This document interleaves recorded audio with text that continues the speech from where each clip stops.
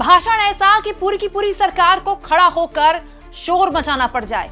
दोस्तों, प्रियंका गांधी ने आज संसद में सरकार के परखच्चे उड़ा दिए। प्रधानमंत्री का नाम ले लेकर प्रियंका गांधी ने ऐसा बम फोड़ दिया, ऐसा विस्फोट कर दिया जिसके बारे में कभी भी सरकार नहीं चाहेगी कि संसद में बात हो जाए।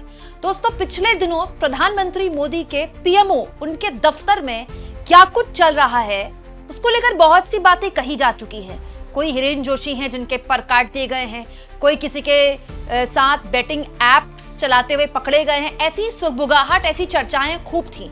प्रधानमंत्री कार्यालय पर गंभीर सवाल खड़े हुए, लेकिन गटल मीडिया ने इसको छुपा दिया।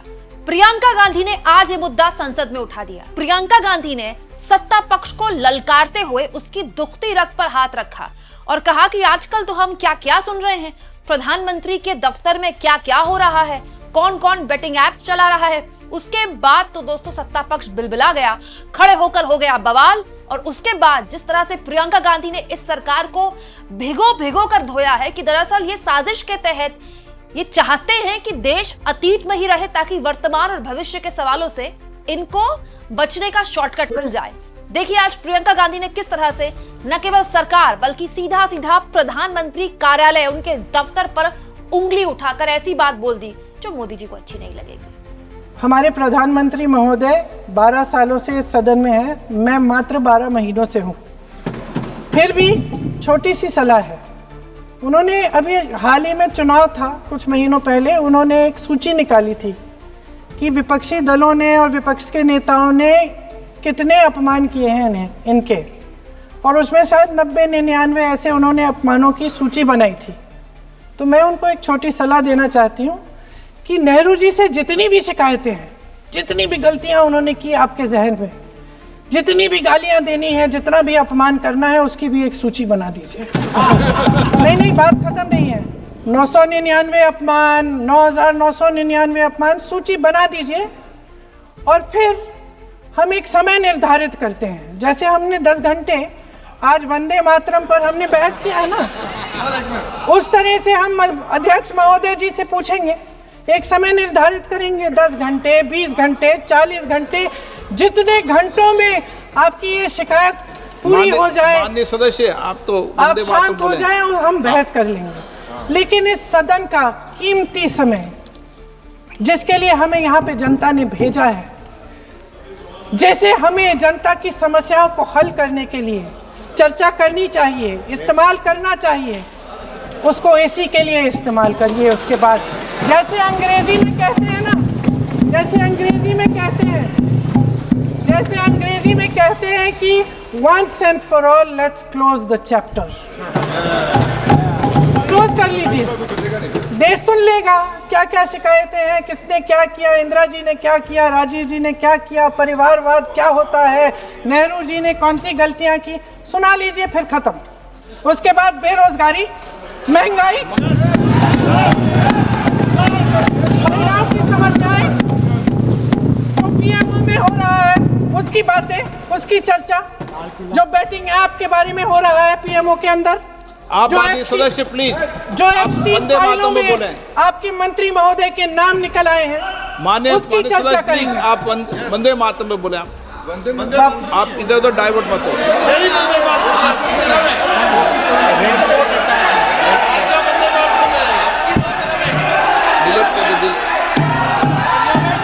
क्या हो गया? आप 1 मिनट, हाँ कर दो। क्या हो गया? अंत में चिड़ी गए।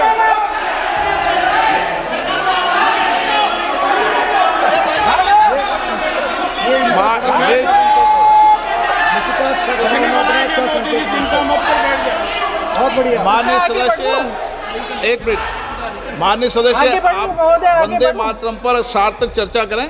ठीक सर, इधर उधर डाइवर्ट यही थी सर, संक्षिप्त में बात यही थी, कोई डाइवर्ट नहीं होना चाहिए। अपन को बातें करते रहते हैं। माननीय सदस्य नहीं, आप बिना तथ्यों के कोई बात नहीं करें। आप वंदे मातरम तो बोले उचित रहेगा।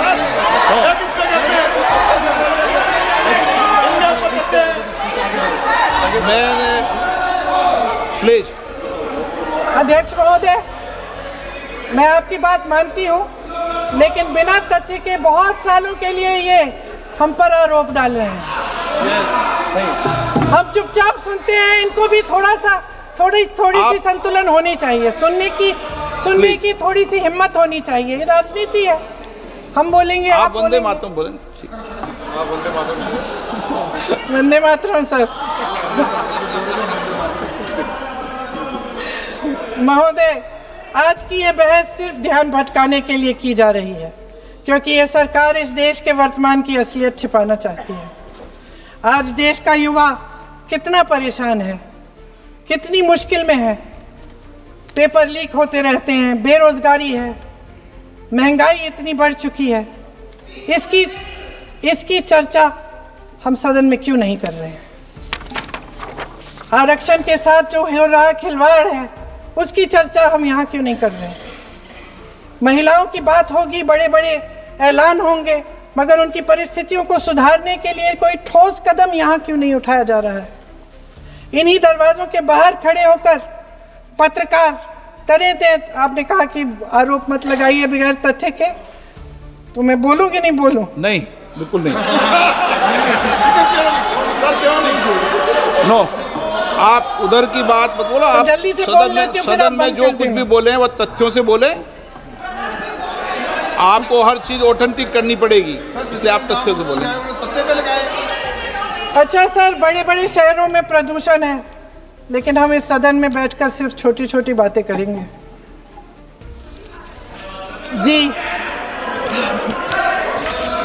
जो अतीत की बातें हैं ना, जो बार बार आप चाहते हैं कि हम पीछे देखें, लेकिन हम आगे भविष्य की बात, वर्तमान की बात, जो असली समस्याएं हैं उनकी बात न करें, ये छोटी बात होती है। आप में हिम्मत है तो भविष्य की बात करिए, हिम्मत है तो बात करिए कि बेरोजगारी क्यों है, कि पेपर लीक क्यों होते हैं। आप चेयर को एड्रेस करें। आपको अच्छा, खत्म कर लेती हूँ, चेयर के एड्रेस करो आप। अध्यक्ष महोदय जी, सच्चाई ये है कि इनका शासन दमन का शासन है। इनकी राजनीति दिखावे की राजनीति है, इवेंट मैनेजमेंट की राजनीति है, चुनाव से चुनाव तक राजनीति है, तरह तरह के ध्यान भटकाने वाले मुद्दों की राजनीति है। वंदे मातरम इस देश की उन्हीं उम्मीदों की गुहार है जिन्हें आपका शासन हर रोज ठुकरा रहा है। आज भी सरहद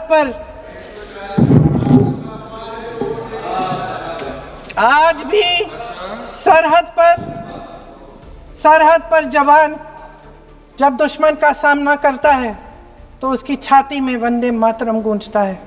आज भी जब हमारा खिलाड़ी अंतर्राष्ट्रीय खेलों में जाता है तो उसके दिल की धड़कन में वंदे मातरम होता है।